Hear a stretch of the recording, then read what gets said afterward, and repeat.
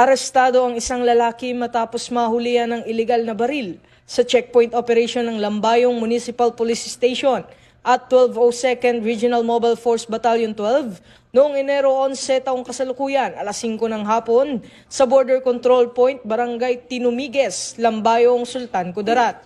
Kinilala ang sospek na si alias Kiko, 35 anyos, magsasaka at residente ng Sharif Agwak, Maguindanao del Sur.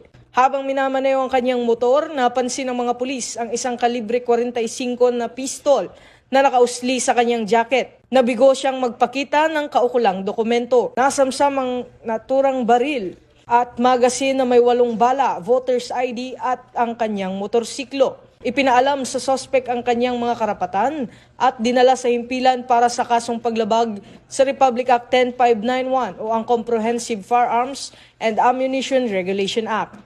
Ito ang bagong PNP para sa bagong Pilipinas. Serbisyong mabilis, tapat at nararamdaman.